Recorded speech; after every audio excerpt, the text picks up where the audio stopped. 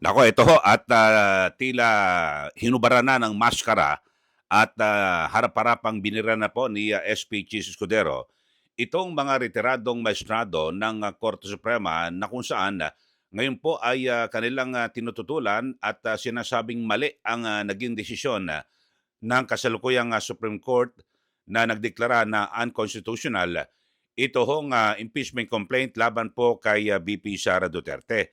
At sabi po ni Senator Chis Escudero ay yung mga nakaupo noon na ngayon ay retirado na ay nakapagtataka na sila po ngayon ay tumututol at kini-question. Samantalang nung sila po ay nakaupo sa Supreme Court ay may kahalintulad din na kaso na sila po inaksyonan. At ito'y madalas po nating mapakinggan itong Francisco ruling na kung saan ay pinigilan po nila yung pag-i-impeach kay Chief Justice Hilario Davide. Ito, pakinggan ho natin mga kababayan, itong pahayag. Naku, napakaganda ho nito. Makinig ho kayo ha. At hinimay ko talaga ito, ang haba ng ating pagtugaygay sa ginawang sesyon, deliberasyon ng Senado at kung saan ay tuluyan na pong na-archive at napatay po itong impeachment sa botong 19-4-1. 19 ang pumabor na i-archive, 4 ang hindi pumabor at 1 ang nag-abstain. O ito, pakinggan ho natin, ito pong si SP Chis Escudero. Constitution in search for a solution to what many feared would ripen to a crisis in government. Sa muli, magandang gabi po sa ating lahat. Hindi ko po salita mga sinambit ko na ilang minuto.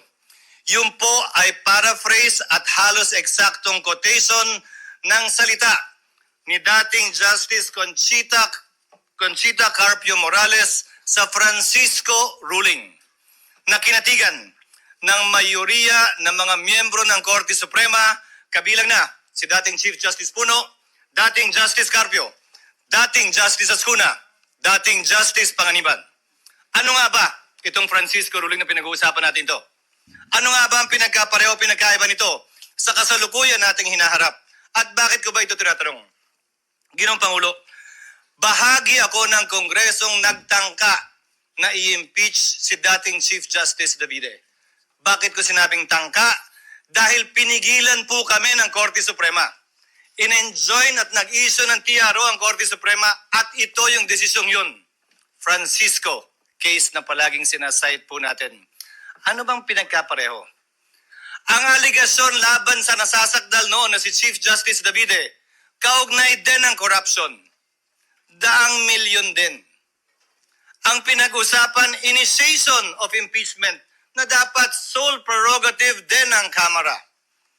Ang pinag-usapan, ano bang definisyon ng initiation na dapat sole jurisdiction din ng Kamara? Ang tanong ko po ay simple. Noong mga panahong yun, nasaan po lahat na nagre-reklamo ngayon at nagko-question sa desisyon ng Korte Suprema? Yung mga mahistradong nagko-question ngayon na retirado na, bumoto sila pabor doon. Subalit ngayon, tila nag-iba ang posisyon. Ano nga ba ang pinagkaiba kung meron man? Klaro ang pinagkaiba. Iba ang pangalan ng nasasakdal. Today, Mr. President, distinguished colleagues, the very supremacy of the Supreme Court is being called into question, and with it, the very foundation of the rule of law. As Senate President and as a member of this chamber and as a member of the bar, I will not sit idly by and allow this. At stake is the very... Okay, so yun po ang pahayag ni SP Chis Escudero na kung saan ay biruin nyo naman ho mga kababayan, talagang kakaiba no? At biglang nagbago ang ihip ng hangin at nagsama-sama po yung mga retiradong maestrado ng Supreme Court, yung dating Chief Justice Renato Puno, ito pong si dating Justice Antonio Carpio, dating Justice Conchita Carpio Morales, dating Justice Panganiban, at dating Justice Ascuna, lahat po yan mga retirado na. Sabi po ni SP Chis, noong congressman po siya noon at itong mga maestradong ito na ngayon ay retirado, noong sila po ay aktibo, sila po ang pumigil sa pagpapa-impeach doon kay Chief Justice Hilario Davide. Na daang milyon din po ang mga aligasyon. Pero ngayon, nag-iba ho ang kanilang tono. Bakit ho? Dahil sa iba ang pangalan eh. Parang nabago ang pangalan. Kasi noon, ang nasa sakdal ay Chief Justice.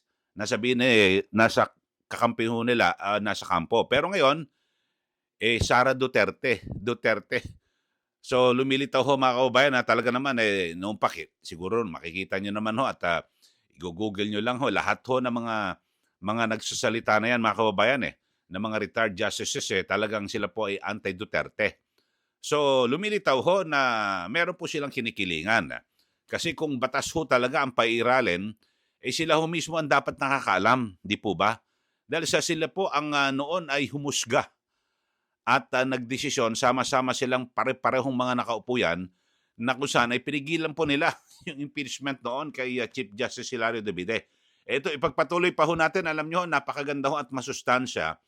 Ito hong pahayag ni SP Cheese, yung nilalaman ng kanyang talumpati. Dahil sa kanyang inisa-isa, yung mga nagsasabi ngayon at nagmamalinis at sinasabing mali ang desisyon ng Supreme Court. Ito ho idea that justice should be governed by laws that apply to all, equally to all, rather than the whims and caprices of public opinion. As Justice Frankfurter once said, if one man can be allowed to determine for himself what is law, every man can. That means first chaos, then tyranny. Legal process is an essential part of democratic process. Whether it's a mob or a minority, bias and prejudice blinds, divides, and destroys. Former U.S. Supreme Court Justice Sandra Day O'Connor also said it best. The law provides necessary continuity amidst our constantly shifting political landscape. It guarantees everyone will be treated equally, whether they are in today's or yesterday's majority, so they know what to expect, whether what they do is popular or unpopular at that time. The courts, Mr. President, with the Supreme Court at the helm, are the guardians of the rule of law, making sure everyone plays by the same rules and receives equal justice. For the rule of law to prevail, the High Court must act as a compass, not as a political cheerleader, impartially applying the law by calling out violations, not swayed by public opinion or political allegiance. Respect for the rule of law, Mr. President, requires all of us to adhere to final or immediately executory decisions of the court, even when there is a winner and a loser, to avoid deadlocks and maintain legal order. Respect for the rule of law does not bar disagreeing with court decisions, nor from forming our own opinions on the meaning and intent and letter of the spirit of the Constitution. However, we must also have the humility to accept when we are wrong once the Supreme Court has already decided. Respecting the court only when you win or when it aligns with your belief is not respect for me. It is plain arrogance or if at all, a power play. Cherry-picking court rulings destroys the judiciary's purpose. Disobeying the High Court's decision is a violation of the law because under our Constitution, decisions of the Supreme Court form part of the law of the land. I made these remarks, Mr. President, amidst recent calls for this august body to disregard the Supreme Court's recent ruling in Duterte v. HOR. These calls for judicial disobedience have been aided and abetted by so-called legal luminaries and experts who fancy their wisdom and knowledge of the Constitution as better, higher, more supreme than that of the Supreme Court. Miyembro po ba sila ng Supremist Court? Miyembro po ba sila ng Super Supreme Court? Sa pagkakalam ko po, iisa lamang ang Korte Suprema. At ayon sa ating konstitusyon, Korte Suprema ang bukod tanging pwedeng makapagsabi kung ano ang kahulugan ng ating saligang batas. Walang iba. Allow me to demonstrate, for example, Mr. President, the legal gymnastics these people have been undertaking. In the past, and I have borne the brunt of this, sabi nila, forthwith ang sinabi sa Senado, ibig sabihin yan agad-agad. Despite the rulings of the Supreme Court that say it is within a reasonable time. Pero doon na tayo sa agad-agad. Sabi ng rules ng House, dapat i-refer ng SecGen immediately sa Speaker. 2 buwan bago niya ginawa yon. oh, okay lang sa kanila. Hindi naman sila nagreklamo. Immediately po ang gamit ha, hindi forthwith. Sabi naman ngayon ng Korte Suprema, immediately executory. Ay, teka lang. Hintayin muna natin. Hindi pa final. Kapag ka convenienteng gamitin yung mga salita pabor sa posisyon nila, edi okay lang. Kapag ka hindi naman, ay hindi rin. Hindi po ganun dapat yon. Hinihiling nila ngayon sa Senado na ipagpaliban muna ang anumang aksyon para intayin ang anumang desisyon ito kaugnay sa motion for reconsideration na inihain ng Kamara sa Korte Suprema. Subalit tulad ng naipaliwanag na kanina kaugnay ng motion na pinagbobotohan natin ngayon, kung magbago man ang Korte Suprema sa kanilang desisyon na unanimous noong July 25, 2025, meron pong paraan at proseso pa ang Senado para sundin ang bagong desisyon yan ng Korte Suprema kung sakasakaling mangyayari po yan. In the past, it was also said, nauna nagsalita si Senator Bato, bawal daw at walang karapatan mag-motion ang sinumang Senator Judge dahil trabaho daw ng depensa yon. Eh bakit yung mga parehong tao yung pinag-uusapan? Dapat maghain tayo ng motion for reconsideration. Hindi ba trabaho din ng prosecution yon? Hindi naman po pwede na pwede lang pag kayo, hindi na pwede pag iba. Now the prosecution has actually filed a motion for reconsideration, and rightfully so, and not by this chamber. Noon kapag nung bumoto kami para i-remand ang impeachment complaint sa Kamara, pinapaboran daw namin yung nasasakdal. Sinabi ko na rin yan, na yung kontra sa impeachment at pabor sa impeachment, hindi ko didinggin. Na yung kontra at pabor kay Vice President Sara Duterte, hindi ko didinggin. Dahil may rason kung bakit babaeng nakapiring ang mata ang simbolo ng ating hustisya na humahawak ng espada sa kabilang kamay at panimbang sa kabilang kamay. Dahil wala po dapat kinikilala ang hustisya na personalidad. Sino man ang nasasakdal, dapat pareho lamang po ang ating mga magiging desisyon. Sabi din nila, will of the people daw ito. Eh sino ba si people? Balikan po natin ang naging desisyon ng Korte Suprema.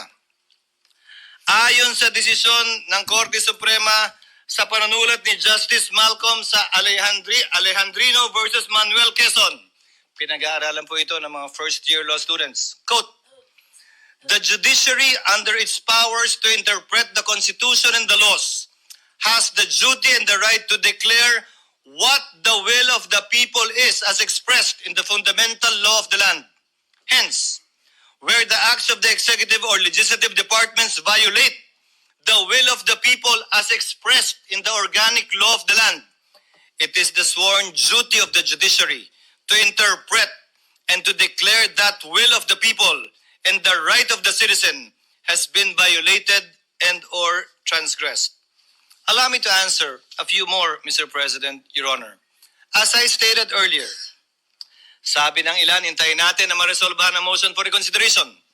Pero dun sa parehong araw na naghain ng motion for reconsideration ng Kamara, nagsalita ang tagapagsalita ng Korte Suprema at sinabing immediately executory pa rin ang desisyon.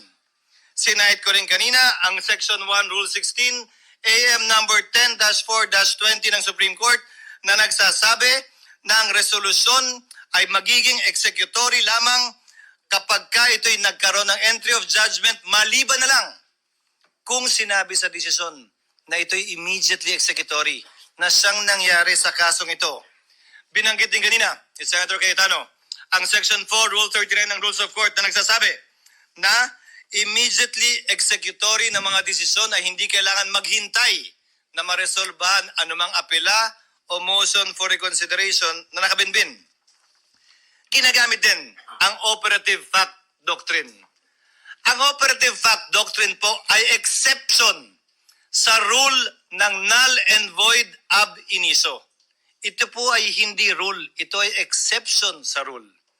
Gamit po ang sinulat na desisyon ni Justice Tony Carpio sa League of Cities versus Comelec.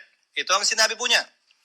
The invocation of the operative fact doctrine is an admission that the law or act is unconstitutional bago po natin sabihin gamitin natin to, aminin niyo muna, illegal at bawal ang ginawa ng Kamara. Sa parehong desisyon, sinabi din ni Justice Carpio, it will open the floodgates to wanton enactment of unconstitutional laws and the commission of unconstitutional acts and a mad rush for their immediate implementation before the court can declare them unconstitutional. This view, according to him, is an open invitation to serially violate the Constitution and be quick about it, lest the violation be stopped by the court. Sinabi din po ni Justice Carpio sa desisyong Aralio versus Aquino, those who acted in bad faith with gross negligence cannot invoke this doctrine. Hindi po pwedeng pakinabangan nung taong gumawa ng unconstitutional at illegal act ang doktrinang ito. Pwede lamang po itong gamitin ng mga partidong walang kinalaman dun sa ginawang mali, masama o di naaayon sa saligang batas. Ika nga, he who comes to equity must come with clean hands, and he who seeks equity must likewise do equity. Mr. President, distinguished colleagues, kinondena din ng ilang legal luminaries tulad ng Felconsa na dating pinangunahan ng nanguna sa impeachment complaint na si Speaker Romualdez, ilang taon lamang ang lumilipas, na hindi daw, bagong requirement daw ang due process. Dagdag daw ito. Mr. President, Your Honors, they should read Francisco again. They forgot that lack of due process in the impeachment process had been raised and in fact was specifically mentioned in the separate concurring opinions. And allow me to quote the concurring opinion of Justice Panganiban. The due process clause enshrined in our fundamental law is a condition sine qua non that cannot be ignored in any proceeding, administrative, judicial, or otherwise. It is deemed written into every law, rule, or contract, even though not expressly stated therein. Hence, the House rules on impeachment insofar as they do not provide the charged official with number 1, notice, and number 2, opportunity to be heard prior to being impeached, are also unconstitutional. Needless to say, the due process limitation on the impeachment process was already discussed in Francisco. May pumalag ba nun? Wala. Yung nagre-reklamo ba ngayon kaugnay sa bagong requirement yan due process, nag-react nung sinulat ito at naging bahagi ng Francisco ruling? Hindi ko rin po napansin. Sinabi din po ng ilang legal luminary, partikular binanggit din ito ni Speaker Romualdez. When the court begins to create rules on how it and other high officials may be impeached, it risks writing the terms of its own immunity. This point was also discussed in Francisco. Ang sabi ng korte nito, illogical ito at non-sequitur. Alalahanin po natin. Hula lamang yung gagamitin din ito pabor sa kanila. Sa kaso ng Francisco, nakaupong Chief Justice ang nasasakdal. Pero sinabi mismo ng korte, hindi bale yan. Hindi namin pinapaboran ang kabaro namin sa pagbaba namin ng desisyong ito. Mr. President, the Constitution establishes a system of checks and balances, not a system of retribution. Threatening the Supreme Court with impeachment simply because one disagrees with the ruling is a dangerous assault on our constitutional order. The Senate, Mr. President, stands ready to uphold the integrity of the Constitution as well as the institutions created under it. My dear colleagues, we are told that to honor the court's ruling is to betray the truth, that by choosing fidelity to the law, we somehow abandon accountability, but nothing for me could be further from the truth. To this regard, the ruling would not only defy the Constitution, it would drag the nation into a crisis it can ill afford. It would erode the authority of our laws, embolden those who believe they are above it because they know it all or simply know better. To those seeking to disregard the Supreme Court's decision, I ask these simple questions, Mr. President.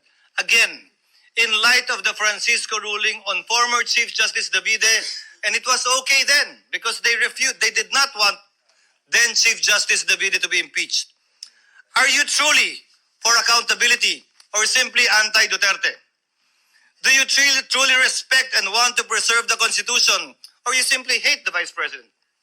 Are you serving the nation's interest or protecting and pursuing your own personal ambitions or agenda? Are you fighting for truth or are you simply after revenge? Do you really want a trial or do you just want a conviction?